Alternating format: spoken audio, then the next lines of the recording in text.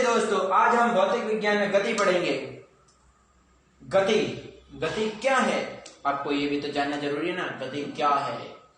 ये बहुत बड़ी रहस्यमय गति है जो सभी को हिलाने वाली गति कुछ नहीं, गति कोई ज्यादा कुछ ऐसा नहीं है। गति सरल ही है। गति जब हम समय के साथ कोई भी वस्तु परिवर्तित होती है उसे गति कहते हैं। सीधी बात यही है। समय के साथ यदि कोई भी एक स्थान से दूसरे स्थान चला जाता है या फिर हम निरंतर बढ़ते रहते हैं, या आप कह सकते हो गति जिसमें आप चल रहे हो, पेड़ स्थिर है, आप कुछ समय पहले यहाँ थे और समय के बाद समय जैसे ही बढ़ता जाएगा, यदि कोई भी यदि समय बदल रहा है और वो हिल रहा नहीं है, तो यदि वो स्थिर अवस्था में है, यानी वो गति नहीं कर रहा है, यानी वो रेस्ट में। गति की डेफिनेशन आप ये लिख सकते हैं, यदि किसी वस्तु की स्थिति किसी स्थिर वस्तु के सापेक्ष समय के साथ बदलते हैं। कोई भी वस्तु है, उसकी स्थिति स्थिर वस्तु होगी ना, उसके सापेक्ष। जैसे आप समझते होंगे, ये साइकिल मान लेते हैं, ठीक है,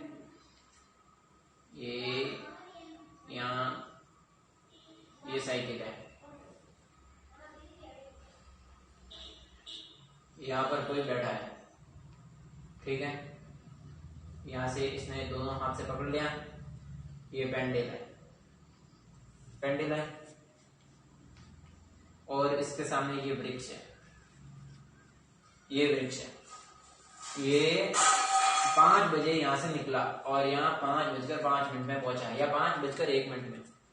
इसने समय के साथ अपनी स्थिति को परिवर्तित किया है ना, उसे गति कहते हैं, ठीक है। और हम इसको देखेंगे ना, तो ये स्थिर अवस्था दो प्रकार के होते हैं। एक तो निरंतर समय के साथ परिवर्तित होती है, और दूसरा वहीं पर समय के साथ बिना परिवर्तन किए अपने मूल अवस्था में ही बने रहते हैं, उसे स्थिर गति भी कहते हैं। आप स्थिर गति भी कह सकते हैं, विराम अवस्था गति भी कह सकते हैं इसको।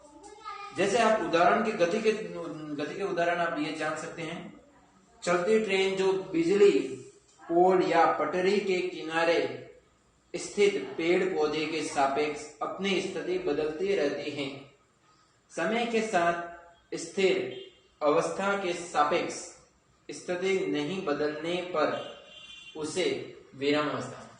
मैंने आपको बताया गति के तो एग्जांपल आपने देख लिया। जैसे ट्रेन चल रही है, ट्रेन को आप इलेक्ट्रिसिटी पोल के साथ भी देख सकते हैं, पास में खड़े वृक्ष के, जैसे ट्रेन चल रही है, पटरी के पास में वृक्ष खड़े हैं, उसको भी देख सकते हैं। उसके जब वो वृक्ष खड़े हैं वहां अपने विराम अवस्था में, और ट्रेन चल रही है, वो गति कर रही है। गति की परिभाषा यही है कि समय के साथ अपनी अवस्था को परिवर्तित करना गति कहलाता है, ठीक है दोस्तों। गति तो हमने ये पढ़ लिया। अब हम दूरी भी पढ़ेंगे। डिस्टेंस, दूरी, ठीक है, जिसे इंग्लिश में डिस्टेंस कहते हैं। डिस्टेंस 2 गज की दूरी रखी है, 2 सेंटीमीटर डिस्टेंस फॉर मी, मुझसे 2 सेंटीमीटर की दूरी रखो। ऐसे ही आप ये जानते होंगे, ठीक है। दूरी की परिभाषा होगी, वस्तु द्वारा किसी समय अंतराल में तय किए गए मार्ग की संपूर्ण लंबाई को दूरी कहते हैं।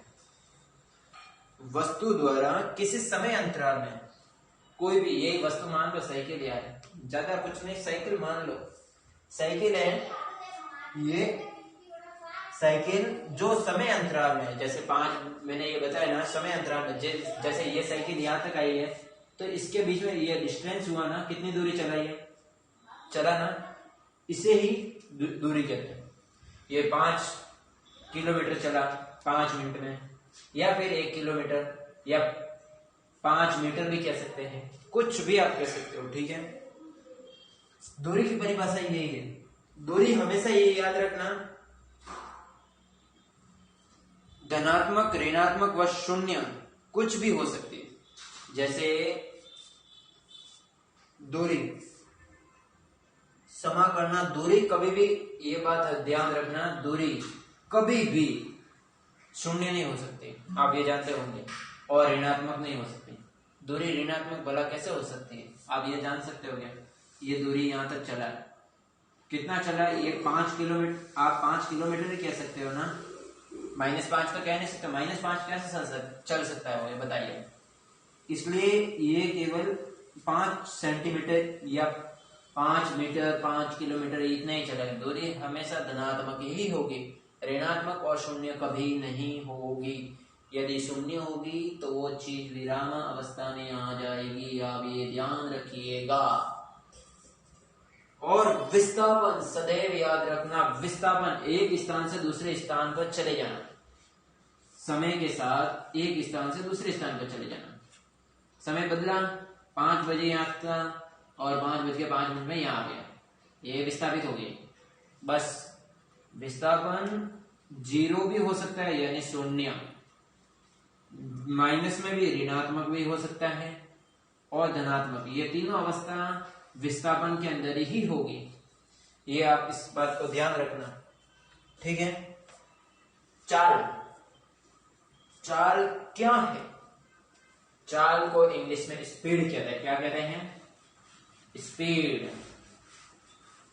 चाल, वो चालबाज है, क्या नाम है? वो चालबाज। दोस्तों, हमारा वीडियो आपको अच्छा लगे तो जरूर लाइक करना यार, इतनी मेहनत से बना रहा हूं, थोड़ा तो देखना अपने गुरु के बारे में भी, और अपने मित्र ही समझना। गुरु तो गुरु होते हैं, वो केवल एक ही होता है, ठीक है। आज चाल, चाल के बारे में, चाल को स्पीड कहते हैं, SPEED, स्पीड। स्पीड की डेफिनेशन आप क्या लिख सकते हो? स्पीड की डेफिनेशन लिखना, जल्दी जल्दी जाना बस। स्पीड की क्या? स्पीड यानी तेज, स्पीड चलो, क्या तेज चलो बस। क्या इंटरेस्टिंग है ना? स्पीड यानी तेज चलो बस, हो गया काम ना, इतना ही नहीं है, थोड़ा बहुत देख लेते हैं। कोई वस्तु इकाई समय में जितनी दूरी तय करती है, कोई भी वस्तु इकाई समय में, जैसे कोई ये वस्तु थी, वो साइकिल समझ कर चलो, ये साइकिल थी, ठीक है, ये इकाई समय यानी 1 सेकंड के अंदर मान के चलो ये इतना चला, तो इकाई समय में जितनी दूरी तय करेगा, जैसे 1 सेकंड के अंदर इसने कितनी दूरी तय की, वो इसकी स्पीड होगी। आप ये समझ लो, जितनी तीव्र गति से चलकर, जैसे 1 सेकंड के अंदर यहाँ आ गया बस, तो इसकी स्पीड है। इसकी ना ये मत देखना ये दूरी कितनी है, कितनी तेजी से वो आया, वह स्पीड है, ये बात ध्यान रखना। इसमें आप गलती मत करना, नहीं तो आप कहोगे ये यार साइकिल तो है, अगर यहाँ से यहाँ गई तो ये पर, ये तो देखो दूरी हो जाएगी, एक स्थान से दूसरे स्थान पर गई, वो विस्थापन हो जाएगा। आप इस बात को भी ध्यान रखना। और स्पीड कितने समय में गई, इस पर समय का ही नियंत्रण होगा। स्पीड जैसे 1 सेकंड के अंदर इतना इसने पार किया, तो इतना ही होगा, ये इसकी तीव्रता को देखेगा और बाकी कुछ नहीं देखेगा, ठीक है। आप इस बात को ध्यान रखना। और चाल क्या, चाल को भी आप ये ध्यान रखना, चाल का मात्रक क्या है, इसका मात्रक मीटर प्रति सेकंड, मीटर प्रति सेकंड। 1 सेकंड में 1 मीटर चले, मान के चलो 1 सेकंड में 1 मीटर चला गया, इसकी स्पीड देखिए 1 सेकंड में केवल 1 मीटर चला गया, तो मतलब मान लो इसकी स्पीड कितनी होगी। ऐसे आप ये जरूरी नहीं कि आप, अरे यार डेफिनेशन इसकी यदि आपको याद ही ना हो तो केवल आपको मात्रक याद होगा ना, तब भी आप इसकी परिभाषा डायरेक्टली लिख सकते हो। पता है कैसे? इकाई समय में, ये समय है प्रति लिखा हुआ है ना, प्रति इकाई समय में, ये प्रति हो जाएगा, प्रति ये समय, अब ये इकाई यानी 1, आप समझ गए होंगे, इकाई यानी 1, इकाई समय में जितनी ये दूरी, ये तो मैंने मान कर चला 1, अब इसको पता नहीं कितनी 1 दूरी में 1 सेकंड में कितनी दूरी चले, ये जरूरी तो नहीं ना, हमें ये पता नहीं, इसलिए जितनी दूरी तय करता है उसे चालते बस। स्पीड कहते हैं। बस इतना ही है इसका काम और ये काम कंप्लीट। अब हम वेग पढ़ेंगे। वेग, वेग को इंग्लिश में कहते हैं वेलोसिटी। किसकी सिटी? वेल, वेल यानी कुआं भी होता है यार, WELL, वेल। वो वेल अलग और ये वेलोसिटी है यार, ये कुएं की सीटी। किसकी? कुएं की सीटी। मजा आ रहा है ना? अरे यार मजा आ रहा है तो प्लीज यार लाइक जरूर करते रहना यार। लाइक के बिना यार तो हमें भी मजा नहीं आएगा। आपके लाइक से मुझे भी थोड़ा जोश आएगा और आपको पढ़ाते रहूंगा, ठीक है। हम वेलोसिटी के बारे में जानेंगे। वेलोसिटी क्या है? वेग, ये वेग, वेग, वेग को हम वेलो, सी ये भी लिख सकते हैं क्या? अब बताओ, ये लिख सकते हैं? क्यों नहीं लिख सकते? इंग्लिश में इसको ये कहते हैं, ये वेलो प्लस सिटी लगाओ, वेलोसिटी।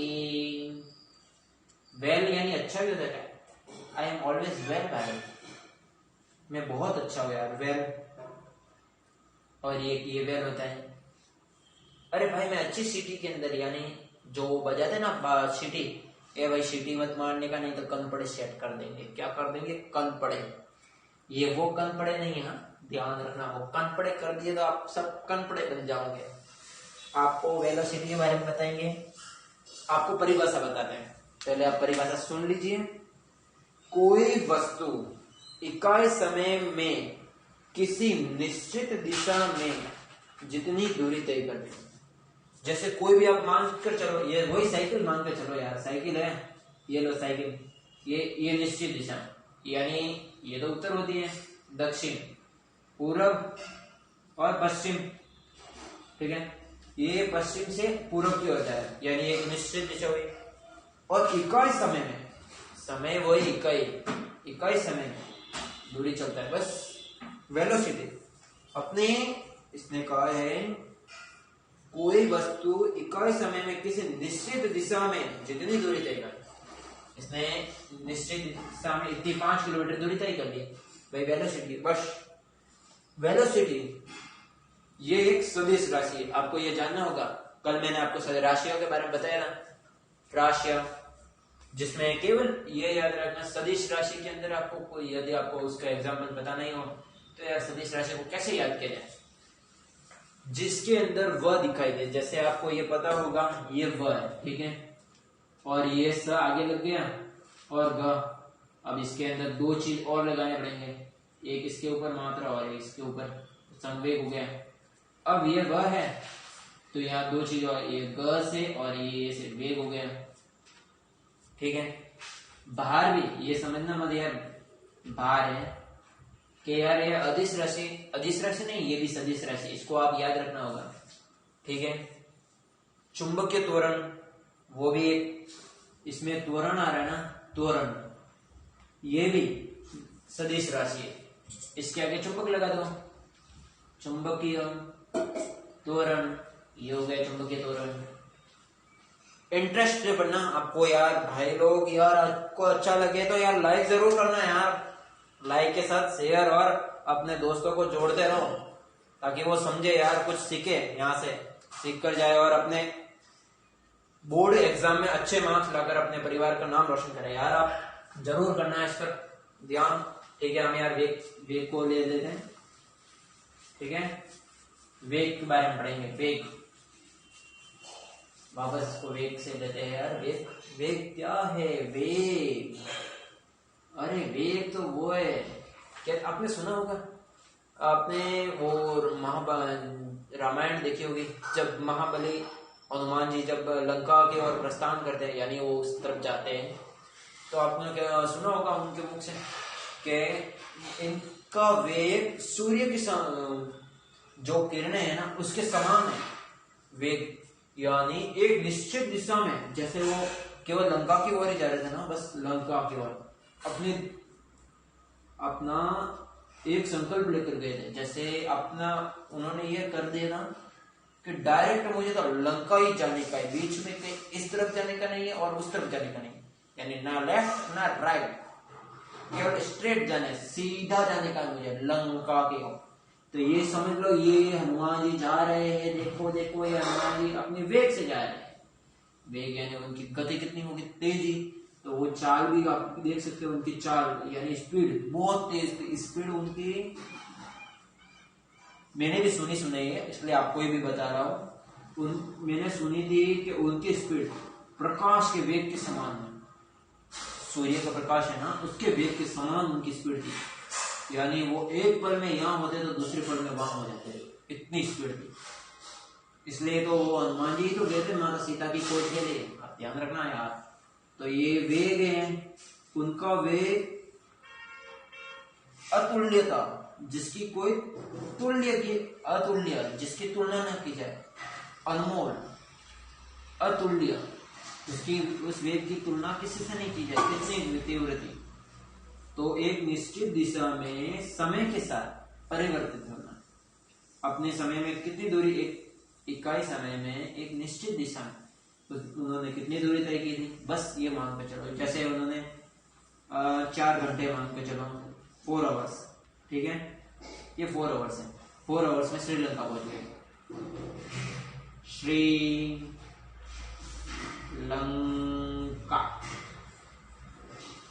लंका, लंका,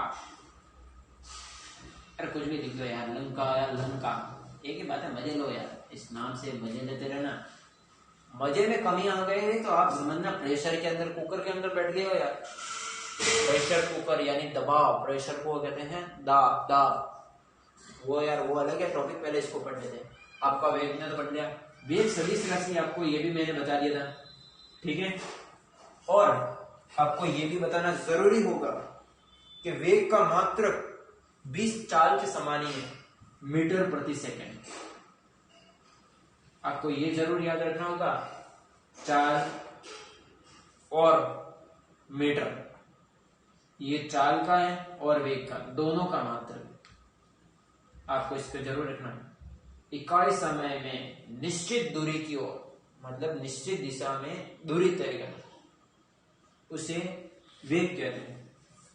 अब हम वेग का तो पूरा, वेग धनात्मक, ऋणात्मक या शून्य हो सकता है। कैसा हो सकता है? धनात्मक, ऋणात्मक और शून्य हो सकता है। अब हम औसत चाल, एवरेज स्पीड है। अब हम किसके बारे में, एवरेज स्पीड के बारे में जानकारी लेंगे। एवरेज क्या है? एवरेज कहते हैं ना कि आपकी गाड़ी क्या एवरेज देती है, मेरी गाड़ी उतनी देती है, इतनी देती है, तो कितनी नहीं देती है वो बताओ इससे, ठीक है। औसत, एवरेज को हिंदी में कहते हैं औसत। सॉरी यार, मैंने ज्यादा ही कुछ उल्टा ही लिख दिया, औती भी लिख दिया यार। औती वो अलग होती है यार, मुझे यार आज औती मिलने वाली थी वो नहीं मिले, ठीक है। आपको औसत, औसत, ये सत, मैं सत पर गया था, हवेली। कहां पर गया था? हवेली सत पर, सुबह नहीं गया, हवेली गया था। और ये ओ क्या तू हवेली सत पर ही गया था क्या जगह? हाँ, हम औसत, सॉरी औसत क्या, हम किसके बारे में, आप बताओ, औसत चाल के बारे में जानकारी लेंगे। औसत चाल, औसत चाल की डेफिनेशन हम पढ़ेंगे बच्चे लोगों, भाई लोगों और मित्र लोग। हम पढ़ेंगे जब वस्तु भिन्न भिन्न चालों से समान दूरी तय करती, कोई वस्तु है भिन्न भिन्न चाल से, आपको औसत अलग अलग चालों पर, जैसे चाल इसकी दूसरी मान लो, चाल आप इसकी स्पीड मान लो 2 किलोमीटर पर सेकंड की ओर और 4 किलोमीटर पर सेकंड, ठीक है। अब इन दोनों को जोड़ लो, 2 + 4 6 हो गई इसकी औसत। बस कितनी है यार, आप समझ गए हैं क्या? अब आपको डेफिनेशन बता देते हैं।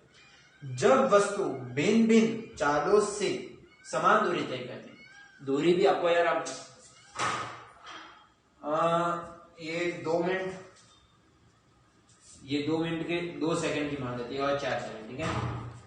अब ये 1 किलोमीटर 2 सेकंड में 1 किलोमीटर पूरा करता है, 4 सेकंड में 1 किलोमीटर। जैसे आपको पता होगा औसत चाल के अंदर आप 2 लोगों को ले सकते हैं, एक तो मोटा हाथी के समान और एक चुस्ता यार थोड़ा नॉर्मल, आप समझते। अक्षय कुमार को ले लो यार, ज्यादा वो फिटनेस अच्छा, मतलब बॉडी वॉडी उसकी अच्छी है यार, झकास है, उसको लेकर चलो। और एक आप हाथी भाई को ले लो, अरे हमारे जेठालाल के अंदर हाथी भाई है ना, उनको। तो इन दोनों में हम मान कर चले ये 5 मिनट में 1 किलोमीटर अक्षय कुमार चलेंगे, ठीक है। और हाथी भाई 10 मिनट में 5 किलोमीटर चलेंगे, कितने 5, यानी फिर इन टोटल दोनों का जोड़ देकर देंगे ना, तब उनका औसत आ जाएगा, ठीक है। ये इनकी परिभाषा। दूरी तय करती है, समान दूरी तय करती हैं। यदि कोई वस्तु किसी दूरी को v1 चाल से तय करती है और उसके बाद उतनी ही दूरी v2 चाल से तय करती है, तो संपूर्ण यात्रा में उसकी औसत चाल क्या होगी। ये देखो 2v1 v2 और ये दोनों को जोड़ दिया, ये नीचे लिख दो, बस इनको गुणा कर दो, जैसे यही मान कर चलो। तो 4 × 2 × 2 यानी 8, 4 16/6 ये होगा, ये इसका भी। और इसको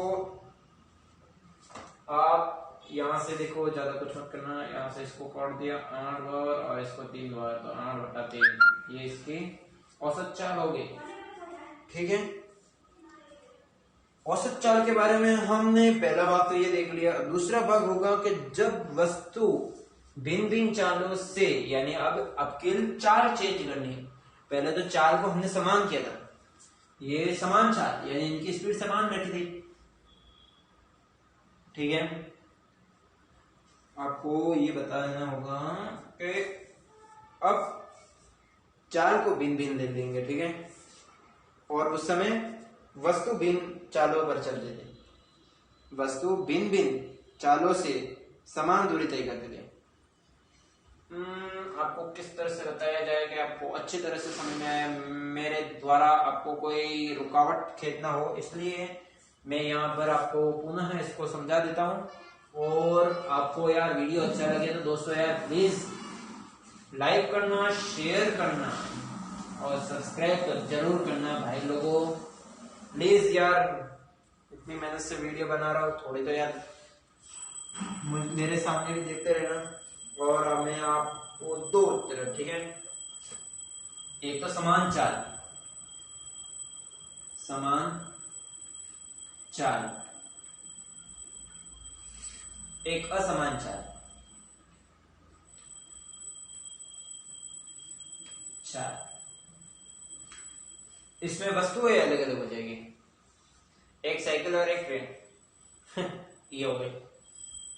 दूरी तो समान ही होगी ना, जैसे साइकिल ने 1 किलोमीटर चला तो ट्रेन भी 1 किलोमीटर ही चलानी है, इससे ज्यादा नहीं, बस तभी इनकी चाल समान होगी। कैसे, दोनों गलत बात होगी ना, नहीं, इसको हम दूसरे तरह समझेंगे। कैसे, पर है तो यही सही। हम इसको क्या करें कि इसको ऐसे समझे कि वैसे, हम इंटरेस्ट से समझना चाहते हैं। कैसे, मजे से, मजे लेते रहो और समझते रहो। मजे में ऐसा है कि जब वस्तु भिन्न भिन्न चालों से, वस्तु हो गई ना, जैसे ये साइकिल मैंने ट्रेन ही मान लो या ट्रेन को ही मान कर चलो, चाल इसकी भिन्न भिन्न कर देती है, उसमें चाल असमान है ना, उसकी भिन्न भिन्न कर देते हैं। भिन्न भिन्न चालों से समान दूरी तय करती, अलग अलग चाल पर। जैसे ये ट्रेन चली, ठीक है, 5 की स्पीड से, दूसरी स्पीड को चेंज करना 10 की स्पीड से, 10 की स्पीड से चले, ठीक है।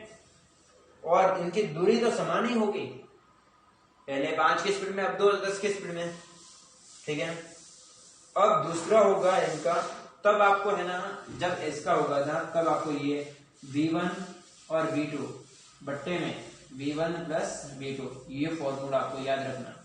जब आपके अंदर वेलोसिटी का है ना, वेग, ठीक है, ये वेग, इनकी वेग निश्चित दिशा के अंदर रखी गई है और इनकी चाल अलग अलग, चाल इनकी स्पीड है ना अलग अलग होनी चाहिए दोनों ट्रेन का। पहली बार आई थी ये 5 की स्पीड में आई थी, दूसरी बार आई 10 की स्पीड में आ गई, बस 1 किलोमीटर चले 1 किलोमीटर चली ये भी समान दूरी पर, ठीक है। तब इसका फॉर्मूला ये लगेगा 2v1 v2 upon v1 plus v2, ये आपको याद रखना होगा, ठीक है। और दूसरा, जब वस्तु भिन्न भिन्न चालों से समान समय तक चलती हैं, सॉरी यार इसमें भी असमान है, इसमें भी असमान चाल होगी, पर इसमें क्या होगा आपके लिए, असमान तो होगा आपके लिए होगा जब वस्तु भिन्न भिन्न चालों से समान समय तक, इसमें समय समान होगा, समय, ये लो साइकिल और ये ले 5, स्पीड चेंज होगी ना 5 मिनट की दोनों के लिए। साइकिल कितनी स्लो चलेगी और ये ट्रेन कितनी स्पीड चलेगी आपको जानते होंगे। और सबसे पहले कौन पहुंचेगी, ये जब तक 1 किलोमीटर चलेगी तो ये कितने चलेगी, 1 मीटर तो चल ही लेगी यार, 1 मीटर नहीं तो आधा मीटर, तो वो बहुत है, 1 मीटर नहीं तो आधा मीटर, इससे इतनी तो चलेगी ना। तो इससे ये चाल, औसत चाल का दूसरा पार्ट है जिसके अंदर आपको फॉर्मूला लिखना होगा v1 और v2 अपॉन v2 बट्टे में आपको 2 का भाग देना है, बस ये इसका हो गया, ठीक है। आज के लिए बस इतना ही, और हमारा वीडियो आपको अच्छा लगा हो लाइक शेयर एंड कमेंट में आपको जो समझ में नहीं आया उसको जरूर लिखना यार, बिना समझे यार आप लाइक भी करोगे तो वो फायदा नहीं होगा। लाइक तो जब आपको अच्छा लगे हृदय से तभी करना, शेयर भाई लोगों जरूर करना और सब्सक्राइब करना बिल्कुल ना भूले हमारा वीडियो को, कम से कम इतनी मेहनत का तो सब्सक्राइब तो जरूर करना भाई लोगों। धन्यवाद।